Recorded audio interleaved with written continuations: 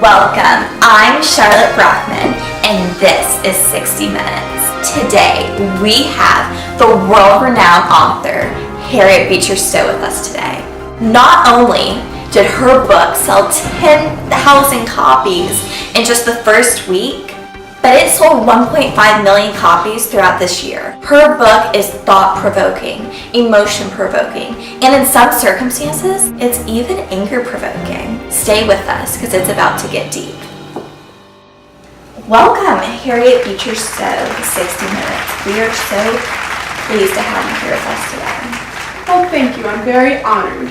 Harriet, I would like to just go ahead and start off this interview by telling you what outstanding work Uncle Tom's Cabin is. It is a pleasure to be able to interview you.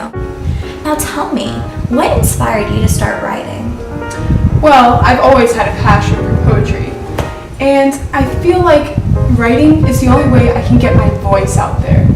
Now tell me, how have the major cultural situations going on in America right now kind of influenced your work? Well, what's going on in America right now is going to completely change the future. The fugitive slave law, a lot of Northerners are ignoring, and that is causing many slaves to become free in the northern states. But in the southern states, they aren't that lucky.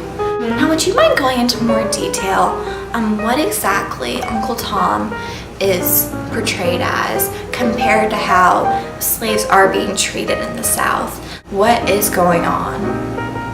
Well, Uncle Tom's third master beat him so harshly because he would not obey his orders. And his first owner went and found Uncle Tom there lying on the ground, dying.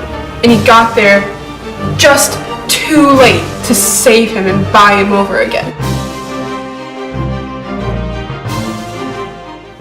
Now, tell me about the different reactions you've gotten from the North and the South about your book. Well, as we all know, the North does not have slavery, whereas they're more open to the truth that I tell in my story. Whereas the South, they're more of a peculiar institution, which is where they know it's wrong, but they don't want to admit that it's wrong. My book is actually banned in the South, and the slave owners do not want their slaves to know that slavery is immoral and wrong, so they're trying to shield them off from that, keep them as completely illiterate, uneducated as possible. I look forward to seeing what you and your family are going to be doing in the future. Thank you so much for joining us today. We'll see you next time on 60 Minutes.